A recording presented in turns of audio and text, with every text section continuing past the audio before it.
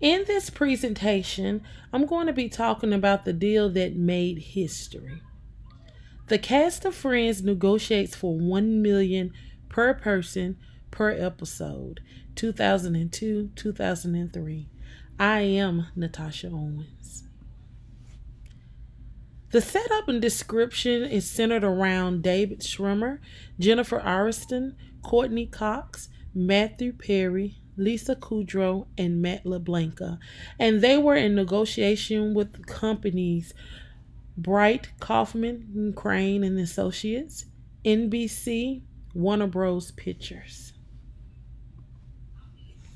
The description and setup was centered around the six main characters who felt that they weren't satisfied with their salaries.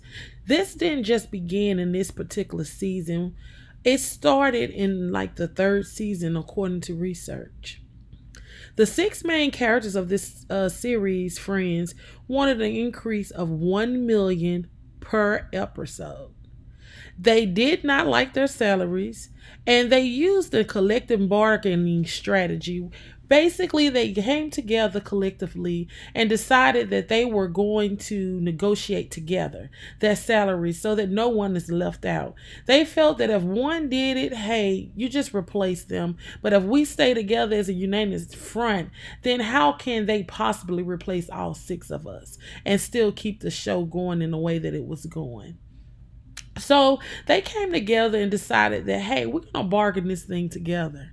And the actors, they wanted other things too. So it set the stage for effective negotiation because they wanted to do other things. They were at the high types of the series. It was in high ratings and people wanted them for other roles and other things. And so they basically was saying, hey, we're hot commodity right now.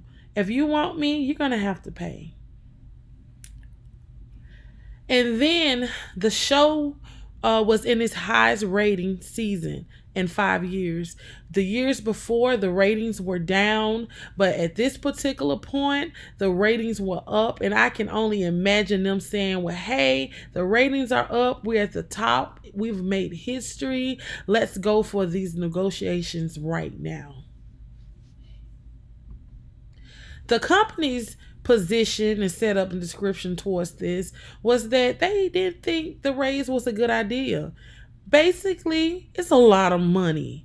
And then to top it off, the seasons before ratings were kind of down. So I can imagine from the company side, hey, we want to play it kind of safe.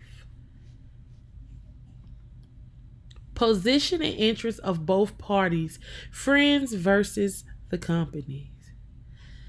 The cast. The series had at that particular time 24 million viewers every Thursday on prime time of NBC. 2 million more than any other series playing during that time. So you can just think that, hey, this was a good position and interest on their behalf. Good for negotiations. 1 million per episode was rare for actors during the TV time. So that alone, with them even trying to negotiate it, was making history. They had built a fan base. Companies like Bright, Kaufman, and Crane and Associates, NBC, Warner Bros. Pictures, they are well known worldwide. So just being a part of those companies in itself, of a brand or series that's a part of those companies, gave them a fan base, gave them an audience. On top of that, they were great actors. They made the series what it was. And so between the two, they gathered fans that way as well. So they were in a great position to negotiate. The actors wanted to do other things. Like I mentioned earlier, they wanted to do other things. I'm sure, hey, they've been 24 million viewers every Thursday. People wanted them. They were hot actors. They wanted them for other roles. And so the negotiations were leaning towards their favor, seemingly at this point. None of the other shows in NBC could produce in 8 years could even be able to replace Friends, the series Friends. And they knew that. They knew that. The companies knew that they didn't have any other show on their roster that could bring in that many viewers, that many ratings. The companies, they needed to know how to write a proper ending. So this was where their setup and description of the negotiations came.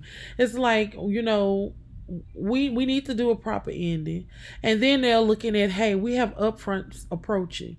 And upfronts is basically with in the entertainment business is where the annual presentation of the season's upcoming schedule to potential advertisers. The advertisers, they need those. They need those to advertising sales to keep business going. That's what helped make the business. That's what helped pay salaries. And so they knew that without Friends being as high rating series as it was, that could play a major part in their advertisement sales and that they could possibly plummet. But this showed in good favor towards the stars. This gave them that point, that pivotal point that would grant them what they were negotiating, because they need those sales. They needed the right to finish the script for the last season, and they needed to have them in the lineup for advertisers. One of the things that I liked about researching and understanding this negotiation deal was that it ended up being a win-win, a mutual benefit for both parties. What went well, I noticed, with this negotiation was that the season 10 would be produced because they had already agreed that there were going to be a final last season and season 10 would be it. The deal underscored the critical position Friends holds with the BBC's primetime schedule, and that was very important with the actors as well as the companies. And then it was a great rebound from low ratings. They both benefited at that point by them being on air in season 9, having such great ratings and viewers, that to go on to season 10 would really bring more and more viewers and the ratings that they both desired. What did quite go well was during this time, while production was taking place. According to research, it had 4 episodes left to be produced, and the cast, the production was taking too much time on positions, so the cast walked out. Kaufman of Bright Kaufman and Crane and Associates once stated in an interview, $1 million an episode is kind of ridiculous. Let's be honest, that's a lot of money. And the question is, are you in agreement with that? I don't know. 3 important concepts, the strategies used.